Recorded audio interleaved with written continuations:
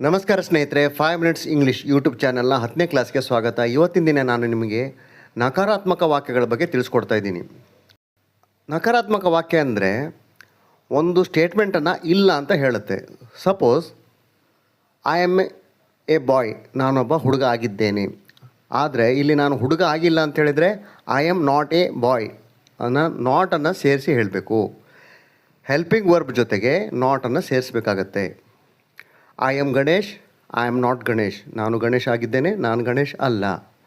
I am a police man, ನಾನೊಬ್ಬ police. I am not a police, ನಾನು police ಅಲ್ಲ. ಈ ಥರ ನಕಾರಾತ್ಮಕ ವಾಕ್ಯಗಳನ್ನು ಹೇಳಬಹುದು. ಇಂಗ್ಲೀಷಲ್ಲಿ ಪ್ರತಿಯೊಂದು ವಾಕ್ಯವನ್ನು 4 ವಿಧಗಳಾಗಿ ಪರಿವರ್ತನೆ ಮಾಡಲಿಕ್ಕೆ ಬರುತ್ತೆ. ಸ್ಟೇಟ್ಮೆಂಟನ್ನು ಹೇಳುವಂಥದ್ದು ಅಂದರೆ ಸಕಾರಾತ್ಮಕ ವಾಕ್ಯಗಳು, ಹೌದು ಅಂತ ಹೇಳುತ್ತೆ.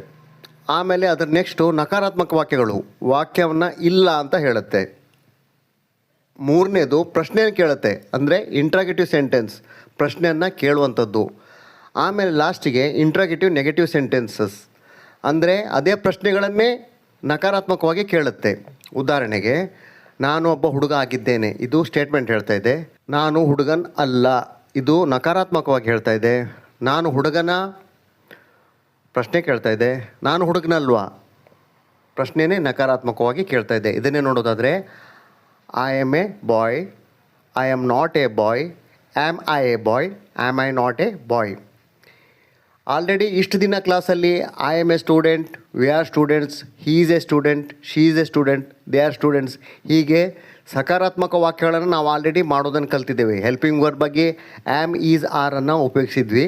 ಇವತ್ತು ಅವುಗಳ ಜೊತೆಗೆ ನಾಟನ್ನು ಸೇರಿಸಿ ನಕಾರಾತ್ಮಕ ವಾಕ್ಯಗಳನ್ನು ತಯಾರಿಸೋದು ಹೇಗಂತ ನೋಡೋಣ. ನನಗೀಗ ಹಸಿವಾಗಿದ್ದರೆ ಐ ಆಮ್ ಹಂಗ್ರಿ ಅಂತ ಹೇಳ್ತೇನೆ.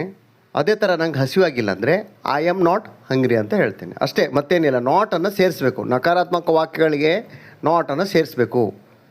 ಐ ಆಮ್ ಎ ಸ್ಟೂಡೆಂಟ್, ನಾನು ಸ್ಟೂಡೆಂಟ್ ಅಲ್ಲ ಅಂತ ಹೇಳಲಿಕ್ಕೆ I am not a student. I am hungry, I am not hungry. I am angry, ನನಗೆ ಕೋಪ ಬಂದಿದೆ. ಐ ಆಮ್ ನಾಟ್ ಆ್ಯಂಗ್ರಿ, ನನಗೆ ಕೋಪ ಬಂದಿಲ್ಲ, ನಂಗೆ ಕೋಪ ಇಲ್ಲ. ಐ ಆಮ್ ಹ್ಯಾಪಿ, ನಂಗೆ ಸಂತೋಷವಾಗಿದೆ. I am not happy. ಅದೇ ಥರ ಎಲ್ಲ ಸಬ್ಜೆಕ್ಟ್ಗಳ ಜೊತೆಗೆ, ಸಬ್ಜೆಕ್ಟ್ ಅಂದರೆ ಯಾವೆಲ್ಲ, I, we, you, he, she, it, ಇವು ಕೆಲಸವನ್ನು ಮಾಡ್ತವೆ. ಆ ಕಾರಣದಿಂದ ಇವುಗಳಿಗೆ ಸಬ್ಜೆಕ್ಟ್ ಅಂತ ಕರೀತಾರೆ. ದಯವಿಟ್ಟು ನೆನಪಿಡಿ.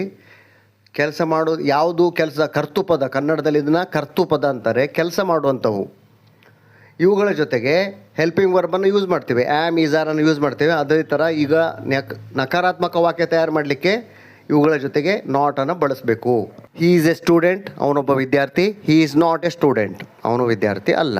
ಹೀ ಈಸ್ ಎ ಪೊಲೀಸ್, ಅವನೊಬ್ಬ police. He is not a police, ಅವನು ಪೊಲೀಸ್ ಅಲ್ಲ, ಅವನ ವೃತ್ತಿ ಬೇರೆ ಇರ್ಬೋದು. He is Ramesh, he is not Ramesh, ಅವನು ರಮೇಶ ಅಲ್ಲ. ಶೀ ಈಸ್ ಲತಾ, ಅವಳು Latha. She is not Latha, ಅವಳು ಲತಾ ಅಲ್ಲ. ಶೀ ಈಸ್ ಮೈ ಮದರ್, ಅವಳು ನನ್ನ ತಾಯಿ. ಶೀ ಈಸ್ ನಾಟ್ ಮೈ ಮದರ್, ಅವಳು ನನ್ನ ತಾಯಿ ಅಲ್ಲ. ಶೀ ಈಸ್ ಮೈ ಆಂಟಿ, ಅವಳು ನನ್ನ ಚಿಕ್ಕಮ್ಮ. ಹೀ ಈಸ್ ಮೈ ಫ್ರೆಂಡ್, ಅವನು ನನ್ನ ಗೆಳೆಯ. ಹೀ ಈಸ್ ನಾಟ್ ಮೈ ಫ್ರೆಂಡ್, ಅವನು ನನ್ನ ಗೆಳೆಯ ಅಲ್ಲ.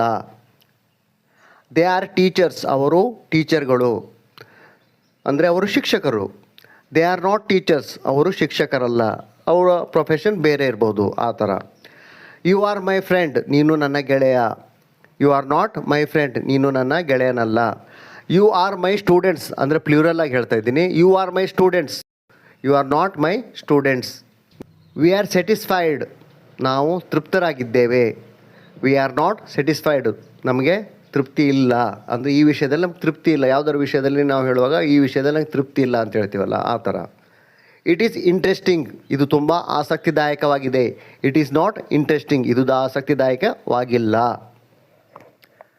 ಇಟ್ ಈಸ್ ಬೋರಿಂಗ್, ಇದು ಒಂಥರ ಬೋರ್ ಮಾಡ್ತಾ ಇದೆ. ಇಟ್ ಈಸ್ ನಾಟ್ ಬೋರಿಂಗ್, ಇದು ಬೋರ್ ಮಾಡ್ತಾ ಇಲ್ಲ. ಇಟ್ ಈಸ್ ಎ ಟ್ರೀ, ಇದು ಒಂದು ಮರ. It is not A tree, ಇದು ಮರ ಅಲ್ಲ. ಇಟ್ ಈಸ್ ಎ ಸ್ನೇಕ್, ಇದು ಒಂದು ಹಾವು. But it is not a big snake, ಆದರೆ ಇದು ದೊಡ್ಡ ಹಾವು ಅಲ್ಲ. It is a small snake, ಇದು ಸಣ್ಣ ಹಾವು. ಈ ಥರ ವಾಕ್ಯಗಳನ್ನು ನಕಾರಾತ್ಮಕವಾಗಿ ತಯಾರು ಮಾಡೋದನ್ನು ನಾವು ಪ್ರಾಕ್ಟೀಸ್ ಮಾಡಬೇಕು.